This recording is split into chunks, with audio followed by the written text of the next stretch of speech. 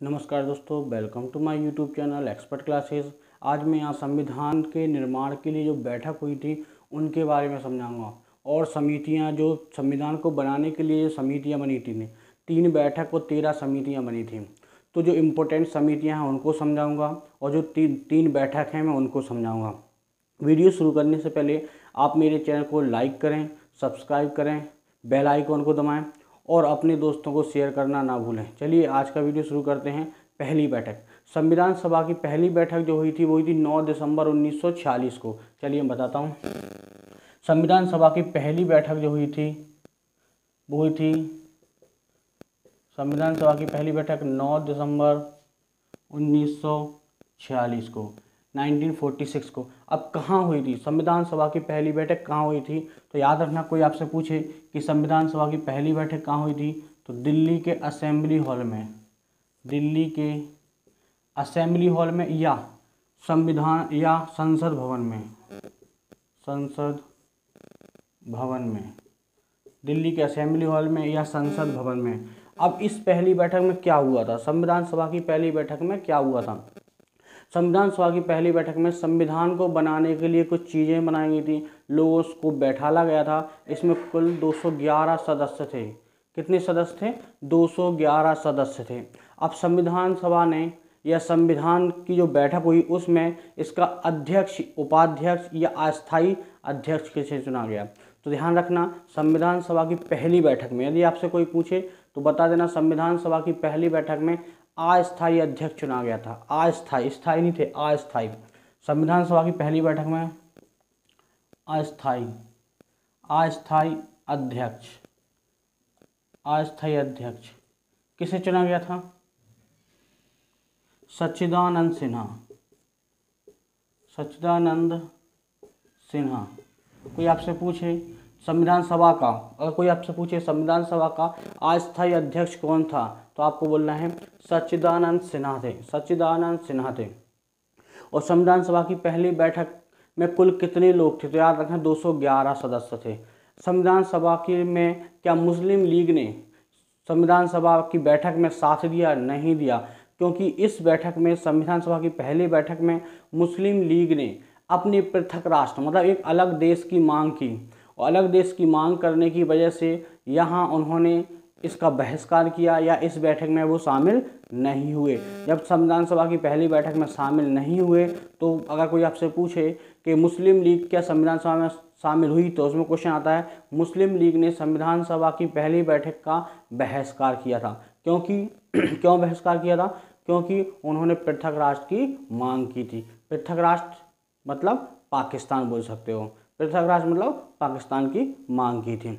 इसके बाद नेक्स्ट हमारा क्वेश्चन है संविधान सभा की दूसरी बैठक। संविधान सभा की दूसरी बैठक, तो पहली बैठक है 9 दिसंबर 1946। अब ध्यान रखना, थोड़ा ध्यान रखना, याद करने का बहुत आसान तरीका है। संविधान सभा की दूसरी बैठक, दूसरी बैठक, तो संविधान सभा की दूसरी बैठक केवल 2 दिन बाद होगी। कितने दिन बाद? 2 दिन बाद। तो 9, 2, 11,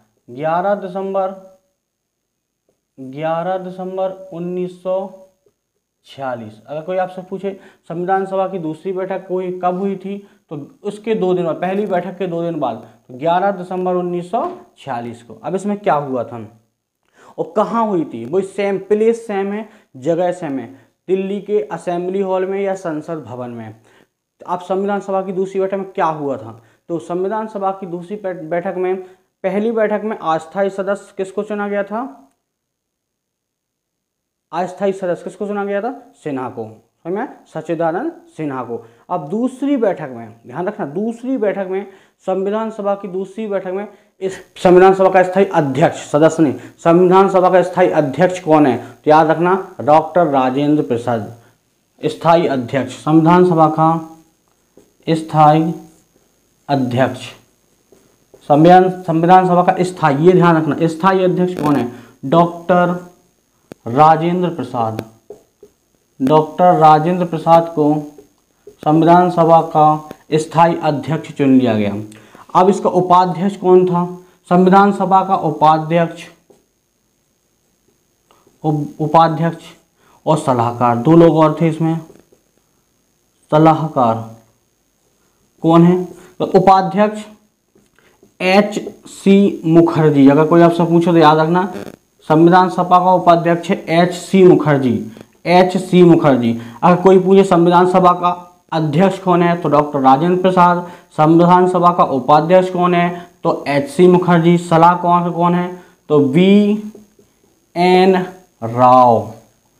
संविधान सभा के, हाँ कोई अगर पूछे संविधान सभा के सलाहकार बी एन राव। इनको तो आप ऐसे याद रखना, हम बोलते हैं राय लेना, तो राय लेने के लिए किसको रखा गया? सलाह या राय? राय लेने के लिए किसको रखा गया? राव को, बी एन राव को। संविधान सभा के सलाहकार कौन है? B N Rao. स्थान कौन सा है? मैंने आपको बता दिया संविधान का स्थान, संविधान सभा का स्थान कौन सा है, ये कहाँ इसकी इस सभा बनी थी तो दिल्ली के असेंबली हॉल में। कोई डाउट यहाँ था? नेक्स्ट, संविधान सभा की तीसरी बैठक, इसको हटा दे रहा हूं। अगला है हमारा सभा की तीसरी बैठक, तीसरी बैठक, संविधान सभा की तीसरी बैठक। अब देखो संविधान सभा की पहली बैठक 9 दिसंबर को हुई, दूसरी 11 को हुई और 2 दिन बाद फिर तीसरी भी 2 दिन बाद हुई, 13 दिसंबर 1946। यदि कोई आपसे पूछे कि संविधान सभा की तीसरी बैठक कब हुई तो 13 दिसंबर, ये 13 लिखेंगे, 13 दिसंबर 1946 को। जगह कौन सी है? वही दिल्ली के असेंबली हॉल में। अब इसमें काम क्या हुआ था, क्या रखना?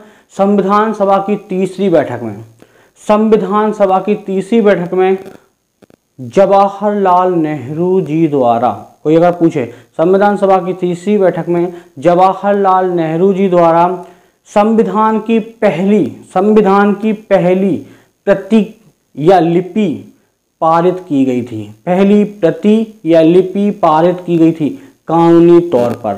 समझ?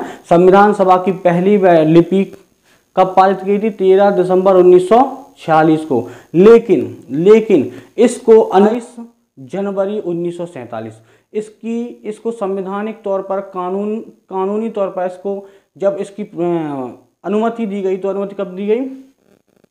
22 जनवरी 1947। अगर कोई पूछे कि संविधान सभा की पहली प्रस्तावना, इसको बाद में प्रस्तावना भी कहा गया, इसको बाद में इसमें प्रस्तावना, तो संविधान सभा की पहली प्रस्तावना पारित कब हुई? 13 दिसंबर 1946 को। लेकिन संविधान सभा की पहली प्रस्तावना को कानूनी अनुमति कब मिली? 22 जनवरी 1947 को। यदि आपसे पूछता है कि संविधान सभा की पहली प्रस्तावना कब पारित हुई तो आपको बोल देना है 13 दिसंबर 1946 को, और कानूनी रूप पर उसको अनुमति कब मिली? 22 जनवरी 1947 को। कोई समझ में आया? इसके बाद इसको उद्देशिका कहा गया। अगर कोई आपसे पूछे कि संविधान सभा की उद्देशिका, तो यही जो प्रस्तावना है यही उद्देशिका है, यही उद्देशिका है, यही संविधान सभा की उद्देशिका है। यदि कोई आपसे पूछता है संविधान सभा की उद्देशिका क्या है, जो प्रस्तावना है वही संविधान सभा की उद्देशिका है। संविधान को बनाने के लिए 13 समितियां बनाई गई थी। 13 समितियां कौन कौन सी थी मैं आपको समझाता हूँ। सबसे पहले याद कैसे करना है मैं वो ही बताता हूँ, और 13 समितियां कौन कौन सी थी मैं वो ही बताता हूँ। देखिए संविधान सभा की जो 13 समितियां थी, पहली समिति थी वो थी संघ अधिकार समिति। संघ अधिकार समिति, संघ के क्या अधिकार होना चाहिए, मतलब जो गढ़ है उसके क्या अधिकार होना चाहिए। संघ संविधान समिति, संघ के द्वारा समिति को कैसा बनाना चाहिए, या संघ के द्वारा संविधान को कैसे बनाना चाहिए। राज्य समिति, राज्यों के लिए क्या करना चाहिए, राज्यों के क्या क्या अधिकार होना चाहिए, ये सारे।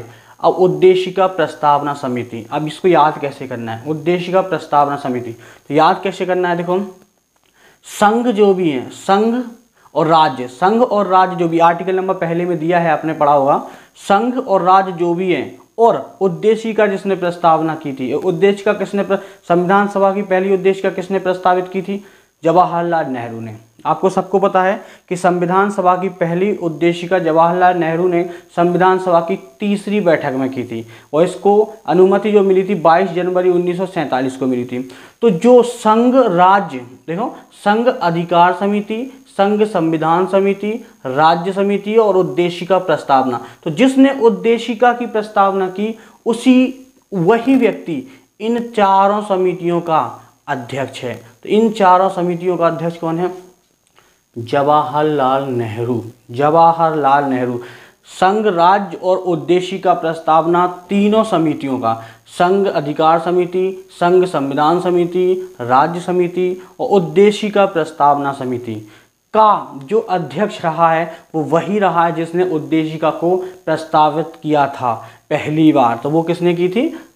जवाहरलाल नेहरू ने की थी। याद रखना, जवाहरलाल नेहरू ने की थी। तो इन 4 समितियों को ऐसे याद रखना है और इसके अध्यक्ष थे जवाहरलाल नेहरू। अब नेक्स्ट, नियम समिति और संचालन समिति। अब देखो, सबको पता है राजेंद्र प्रसाद को उस समय सबसे अच्छा नियम से चलने वाला व्यक्ति माना गया। डॉक्टर राजेंद्र प्रसाद को सबसे अच्छा कानूनी नियम से चलने वाला व्यक्ति माना गया। तो उनको नियम से संचालन करने के लिए, उनको कोई भी समिति अगर गलत करती है या कुछ गलत होता है संविधान के लिए, तो वो नियम समिति और संचालन समिति, मतलब नियम से चलाने के लिए, किसी भी संघ को नियम अकॉर्डिंग चलाने के लिए उसका अध्यक्ष राजेंद्र प्रसाद को ना। अब राजेंद्र प्रसाद इतने अच्छे थे, वो नियम के अकॉर्डिंग चलते थे, इसलिए भारत के पहले राष्ट्रपति किसको बनाया गया था? राजेंद्र प्रसाद को। तो नियम और संचालन, नियम के अकॉर्डिंग, रूल के अकॉर्डिंग, कानून के अकॉर्डिंग संचालन करने के लिए नियम समिति या संचालन समिति उस व्यक्ति को सौंपा जाएगा जिस पर बहुत विश्वास होगा। तो डॉक्टर राजेंद्र प्रसाद पर ही विश्वास था। जब डॉक्टर राजेंद्र प्रसाद पर विश्वास था तो उनको राष्ट्रपति बनाया गया था। इतना विश्वास था तो उन्हीं के लिए ये समितियां सौंप दी गई थी कि कुछ गलत होता है संविधान में या संविधान में कुछ गलत लिखा जाता है तो उसके नियम के तौर पर संचालन कैसे करना है वो कौन देखेगा? डॉक्टर राजेंद्र प्रसाद। मतलब नियम और संचालन समिति के अध्यक्ष कौन है? डॉक्टर राजेंद्र प्रसाद। अब देखो, मेन चीज है, अब संविधान में जो व्यक्ति दमदार होगा, अच्छा होगा, नॉलेजफुल होगा, जिस व्यक्ति की संचालन अच्छा होगा, उस व्यक्ति से परामर्श लिया जाएगा। तो देखो, परामर्श आप जानते हो, लौह पुरुष हमने नाम दिया है। लौह पुरुष मतलब कोई ऐसा मजबूत व्यक्ति होगा, मतलब ऐसा व्यक्ति जो कहीं भी डट जाए तो वो काम करके ही रहेगा। तो देखो, परामर्श प्रांतीय, मतलब प्रांत मतलब होते हैं, भारत पहले छोटे छोटे कई प्रांतों में बटा हुआ था। ये आपको पता है, भारत के कई प्रांतों में बटे होने की वजह से उन प्रांतों को इकट्ठा किसने किया था? उन प्रांतों को भारत के राज्यों संघों में मिलाया किसने था? हमारे सरदार वल्लभ भाई पटेल ने। तो परामर्श लिया और प्रांतों को मिलाया। और हमारे अधिकार, अगर कोई पूछे कि आपके अधिकार किसने दिलाए, तो मूल अधिकार समिति किसकी थी?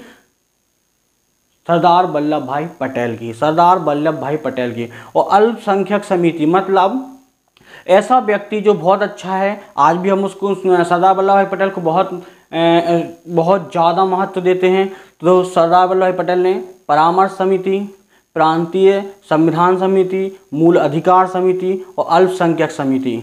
तो जिस व्यक्ति ने, एक चीज़ से याद रखना, जिस व्यक्ति ने प्रांतों को, भारत कई छोटी छोटी रियासतों में बटा था, कई छोटे छोटे प्रांतों में बटा था, उनको इकट्ठा किया, उस व्यक्ति से ही परामर्श लिया गया, उसी व्यक्ति ने हमारे मूल अधिकार दिलाए और उसी व्यक्ति ने अल्पसंख्यकों को मूल अधिकार दिलाए। तो ऐसे व्यक्ति को हम जानते हैं सरदार वल्लभ भाई पटेल। आज भी उनको बहुत लोग मानते हैं। सरदार वल्लभ भाई पटेल, इनको आयरन मैन कहा जाता है या लौह पुरुष कहा जाता है। यदि कोई आपसे पूछते हैं भारत के लौह पुरुष कौन है, सरदार वल्लभ भाई पटेल।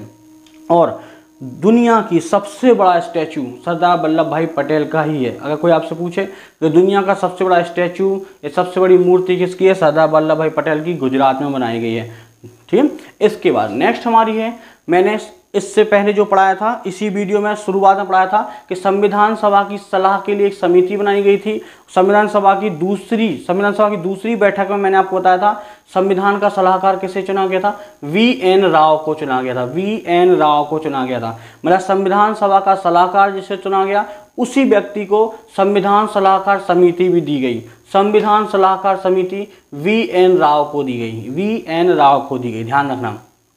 प्रारूप समिति, ये क्वेश्चन बहुत पूछा जाता है।